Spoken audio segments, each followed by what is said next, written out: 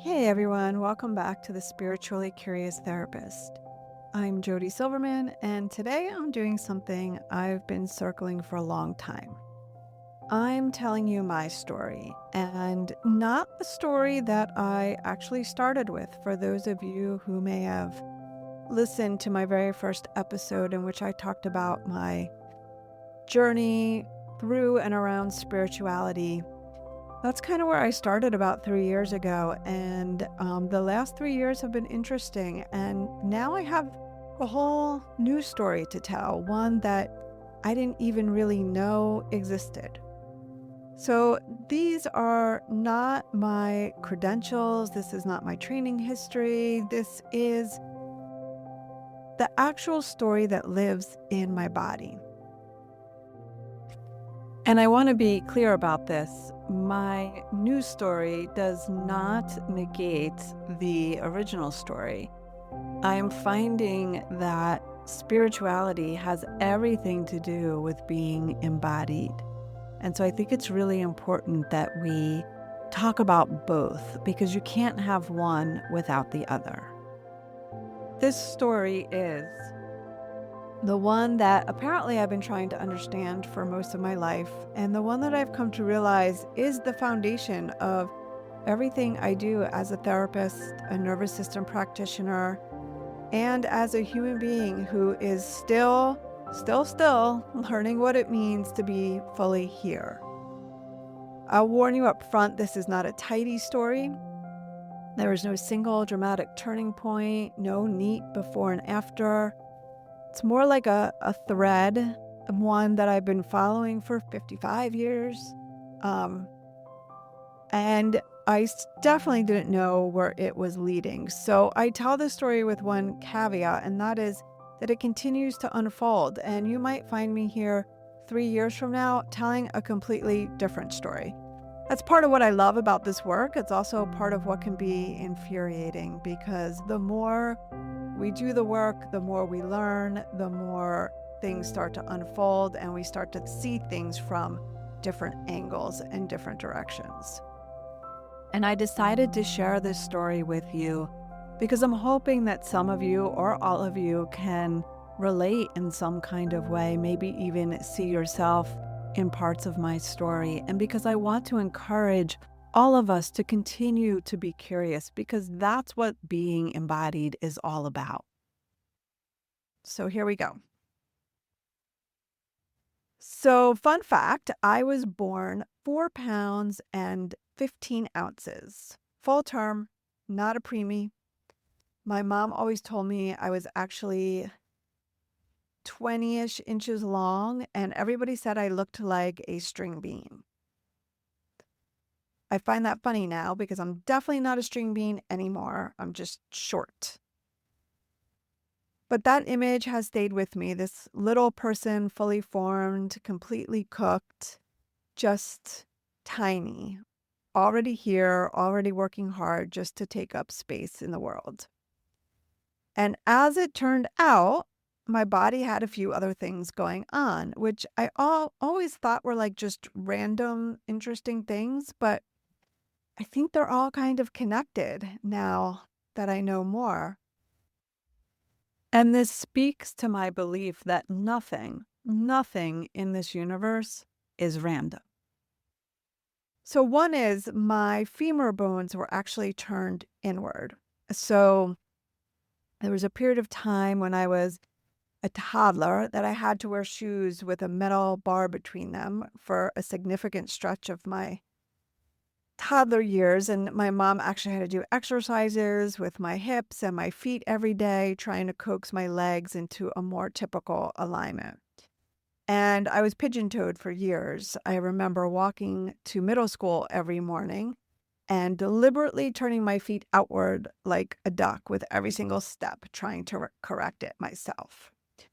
Every step, every morning, this preteen kid in daily negotiation with her own body and about how it was supposed to move through the world.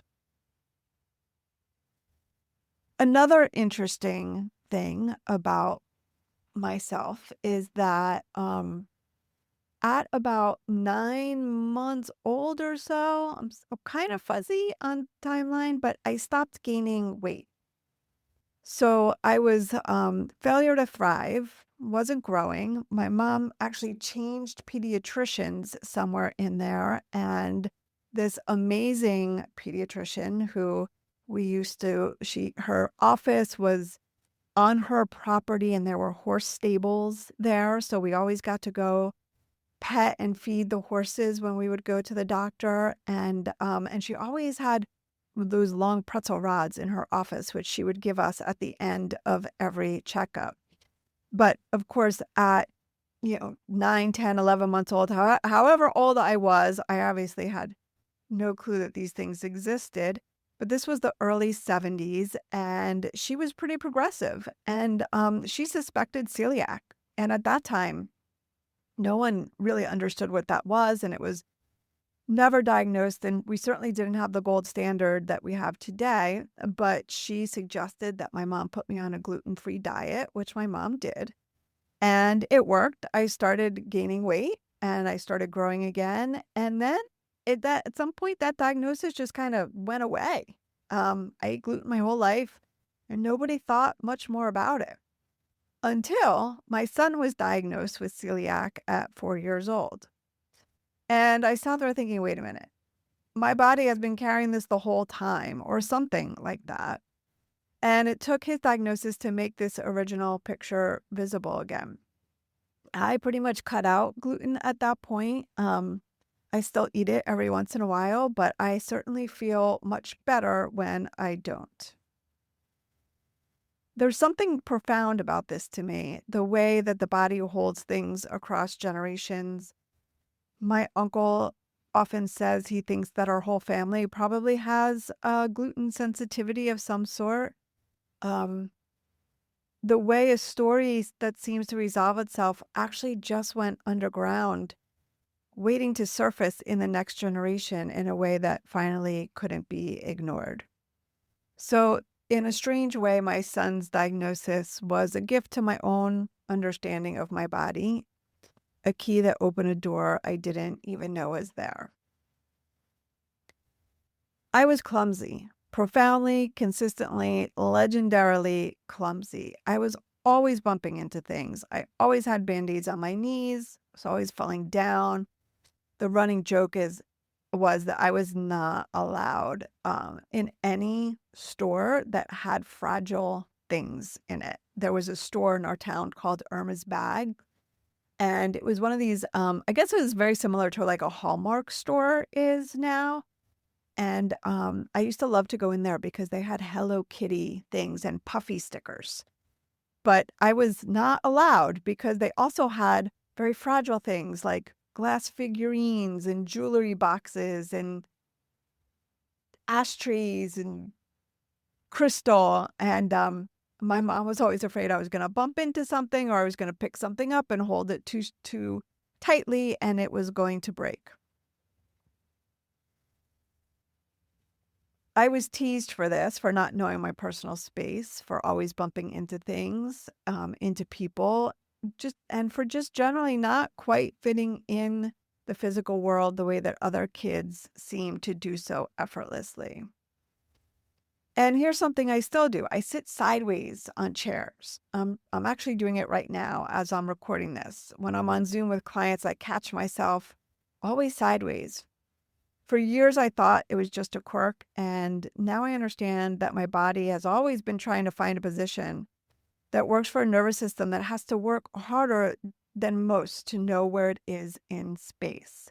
We had a round kitchen table, and I guess I was just always on top of my sister somehow. And I remember her saying, "Move over, Jody, move over." And I don't know why, but I think I was just leaning sideways. And I noticed my son actually does the same exact thing. We have a rectangular table. And he's got the long side. And somehow he's always leaning into me when he's eating. It's really funny how these things get passed on.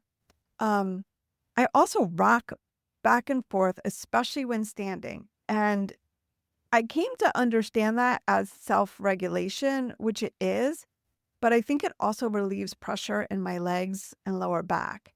So standing still for long periods of time is genuinely hard for my body. I can walk, I can run, no problem, but standing still is not something my system enjoys. And what nobody seems to understand, what I didn't even understand or have language for until recently, is that so much of this was about proprioception. My nervous system not quite knowing where my body was in space. Not clumsiness in like the careless sense, although maybe sometimes. Something more fundamental, something that was never anyone's fault, just a nervous system working with a particular set of challenges that nobody had a framework for in the 70s and 80s. I was also considered a tomboy, and not because I was good at sports, because I wasn't, because, God forbid I get my body to move in the way it needs to move in relationship to other people and other things like a ball or a bat. But because I couldn't sit still. I hated playing with dolls. I hated dresses. I wanted to move. I wanted to be outside. You could find me roller skating. You could find me tumbling. You could find me playing King of the Hill. You could find me playing in creeks. Um, I would play kickball out in the street, and that was fun. But like big organized kickball games on the playground during recess, they were anxiety provoking for me. But what I know now is that my body was always trying to find regulation in the only way it knew how. And then I found gymnastics, and I don't even remember my first time there, but it was pretty early. I think I probably started tumbling, and, maybe 3 or 4 years old. But I remember what it felt like once I was in it. The tumbling part, especially being on the floor, on the trampoline, not on the bars, because I'm scared of heights. The balance beam was really tricky if you have proprioceptive challenges and you don't know where you are in space. Being on a very narrow surface is hard.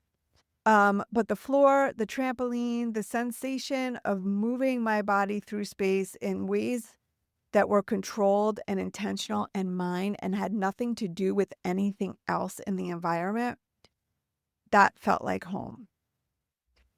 I wasn't particularly good at it. I never made it far technically, but something in that gym said yes to me in a way that very little else in my childhood did. I felt confident there. I felt like I knew what I was doing. I felt, and I don't use this word lightly, embodied. 3rd grade, I'm at home with our mini trampoline and a couch cushion in front of it. I run at it, I jump, and I attempt a one-handed cartwheel. My elbow was not particularly happy with me. Dislocated, cast, months of recovery, and I never went back. I don't know if I was afraid or the doctor said I shouldn't or it just quietly closed, but the door to the gym closed and I didn't know how to open it again. So jump forward to the summer between 7th and 8th grade, sleepaway camp, which I hated. I felt disoriented there, like I didn't belong, like the social world that everyone else navigated so easily was a language that I had not been taught. But I signed up for gymnastics. And the moment I walked into that gym, and I still remember this, I remember sitting on the floor and stretching with girls that I had trouble talking to outside of this setting. But in that moment, everything shifted. My confidence came back. I had this sense of belonging. I was able to engage with other people in a way that really felt impossible everywhere else I can. Something about being in my body in that particular way unlocked something social that had been shut down. And I remember thinking, I remember this. I feel so different here than I feel anywhere else. I did go back to gymnastics as a young teen after that. And it didn't last very long because same elbow, different incident, jumping over the pommel horse to get to the water fountain and bam, down again, dislocated again, another cast. And I really didn't go back. until I was 40. I took my son to gymnastics, and there was an adult class happening at the same time. And wishing and wanting to be out there. And then I took a risk. Took my $20 and I went out there and said, I want to play. And so for 6 to 9 months, every Saturday, I was back. I was tumbling, I was trampolining, I was backhand springing, I was doing flips, I was doing somersaults, which, by the way, is not easy once you hit adulthood because your inner ear really doesn't appreciate you rolling over the top of your head. But I got used to it and it was awesome.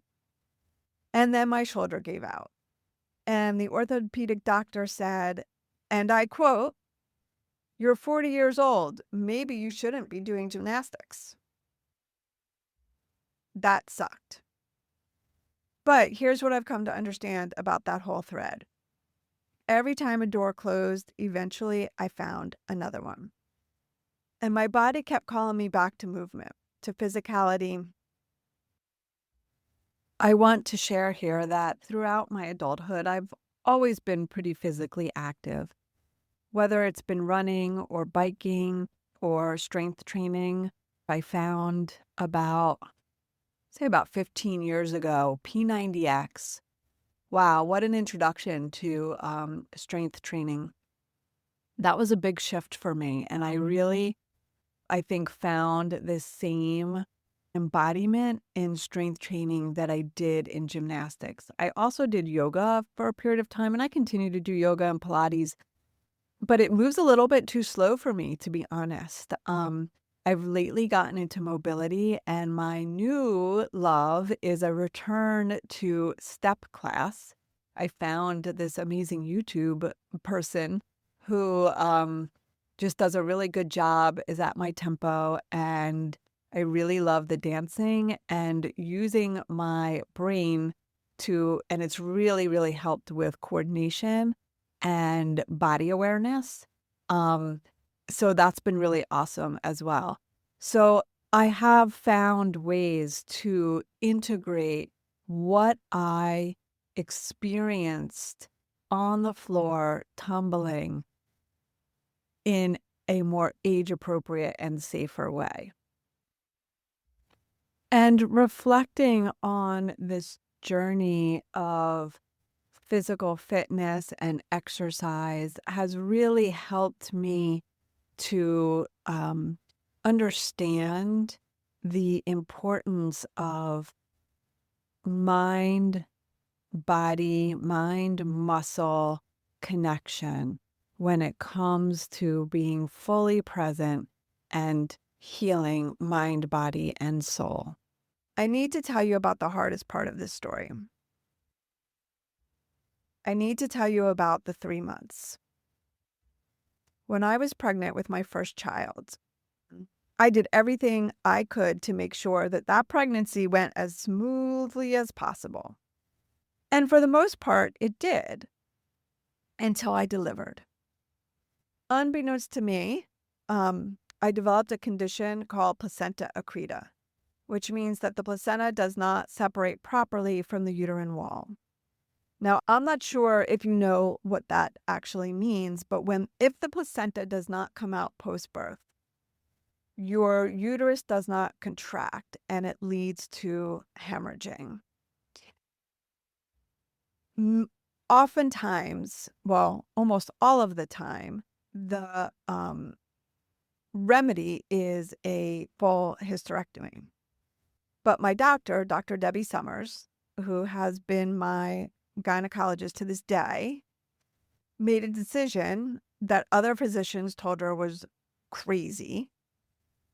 And instead of performing a hysterectomy, which was the standard intervention for placenta accreta, she decided to leave the placenta in place and allow my body to gradually absorb it. She sent me home with my placenta still inside me, hemorrhaging. Not her fault at all. I begged to go home.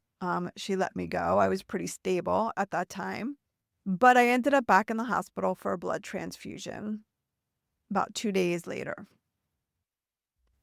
And then 3 months of pain. After the blood transfusion, I was on heavy-duty antibiotics because with the placenta still inside of me, my body believed that there was something foreign in there, and they wanted to ensure that I did not develop an infection.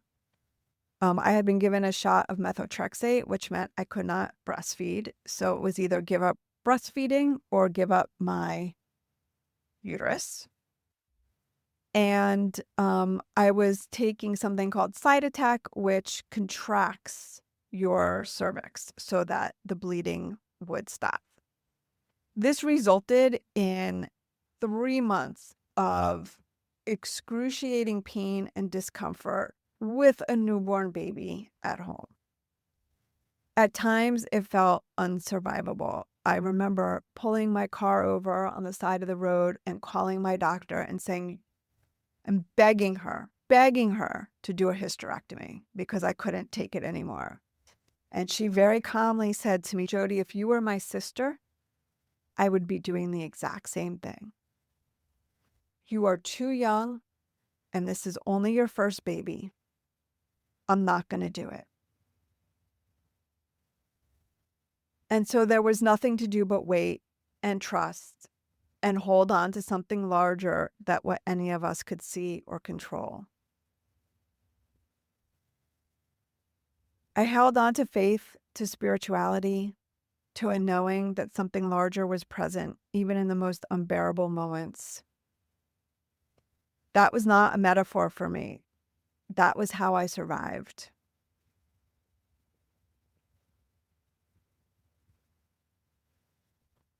I got pregnant again, even though I was told I probably wouldn't. And I lost that baby at 12 weeks. I sat with the grief of that, the heartbeat that had been there and then simply wasn't. There are no words adequate for that kind of loss, so I won't try to find them. And I'll just say it was real and it mattered, and I carried it. And I was told not to try again, but I didn't listen. And so I got pregnant again. And my son will be 19 in June. I think about Dr. Summers often when doing this work, about what it means to have someone else hold faith in your body's capacity when you can't hold it yourself. About what it means to have a physician who looked at the evidence that said impossible and instead, let's wait and see what the body knows. That is, I realized exactly what I try to do for the people I work with. So my career path makes no linear sense. And yet, in many ways, it makes complete sense. I became a social worker because I wanted to help people. But for a long time, I wasn't doing therapy. I was in administration, supervision, director roles, vice president of behavioral health services. I was really good at holding systems, conceptualizing, helping other people do the work. And yet I kept searching. I always wanted more. I never felt fully satisfied in what I was doing and always believed that there was something else, something more that I could do. I often joked that I was the queen of failed business attempts because I was constantly researching a new business, a new franchise, a way to be in the world that felt right to me. And then Reiki found me. Once I was attuned to Reiki 1 and Reiki 2, I was all in. Something in me recognized it immediately. Something landed that I didn't have language for yet, but that felt like coming home. A friend who was a therapist asked me to come work with her, first providing Reiki to her clients, and then unexpectedly as a therapist myself. So this was not on my bingo card, but when she asked, it felt right in that bone deep way I've learned to trust. There was no questioning. It was just like, of course. So at this point, that was about 12 years ago. And now I have my own private practice, integrating somatic approaches, nervous system regulation, energy-based modalities, and everything else I've gathered on this long, winding, sideways path. So it seems I have spent my whole life trying to come home to my body. Not because of one dramatic moment, not because of a single crisis, but because from as far back as I can remember, there was a gap between how I was living and how I knew somewhere deep and wordless that living was supposed to feel. I tried to find this through spirituality, through metaphysics, and although it's there, the missing piece was always embodiment.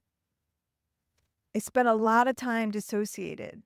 It's hard for me to feel feelings. It's hard for me to be embodied. I have to really work at it still every day. I still bump into things. I still have random bruises. I still sit sideways on my chair. And I kept bumping up against the edges of what talk therapy could do. People would understand their patterns completely. I would understand their patterns completely. But that didn't shift them. There was insight without relief. They would know and still not be free. I felt that in myself too. So I kept following the threads into energy work, into somatic approaches, into nervous system science, into pain reprocessing therapy, into the safe and sound protocol, into everything I could find that worked at the level of the body rather than just the mind. And slowly I realized everything my body had been telling me for 55 years was actually the curriculum. The clumsiness was proprioceptive deficit. The fatigue withstanding was my autonomic nervous system working harder than most. The dislocations were connective tissue laxity. The failure to thrive at 9 months, my body struggling to hold on. The 3 months of pain absorbing my placenta, my body completing its own process in its own time, refusing to be rushed, knowing something that doctors didn't. And those weren't failures. They were a body with a particular kind of wisdom, communicating in the only language available to it. And I have spent 55 years learning to listen. What my body has been trying to tell me my whole life is this: I deserve to be here. The world needs me. I have purpose and work to do, but I can't do it if I'm not embodied. So I have to keep finding my way back. That's what I know, not because I read it somewhere, but because my body has been saying it since the day I arrived. 4 pounds, 15 ounces, 20 inches long, looking like a string bean, already working hard just to be here. It's fucking exhausting sometimes. So when I go down one of my many rabbit holes, when I find a new approach, a new theory, a new way of integrating everything that lights me up, and develop things to share with clients, it's not just for them. It's primarily for me. And because I want to share it with others, because I want others to also recognize and feel what I've been searching for all along. From lock to liberation is one of those things. It's not something that I invented. It's the map I've been drawing my whole life without knowing it. If any part of this story touched something in you, if you recognized yourself in the body that worked harder than expected, in the gap between knowing and being free, in the faith that carries you through the unsurvivable, I'd love to connect. You can find me at therachihealing.com and journeywithkindredsouls.com. If you're a clinician curious about integrating somatic and psychospiritual approaches into your practice, come find our community on Facebook. And if you're someone living with chronic pain, chronic illness, or a nervous system that's been working overtime for longer than you can remember, and if you're someone whose nervous system has been working overtime for longer than you can remember, whether it's because of chronic pain, chronic illness, relational trauma, or just being human, my signature course from Lock to Liberation was built for you. It was built for us. Thank you for being here. Thank you for listening. And thank you for being on your own journey back to yourself.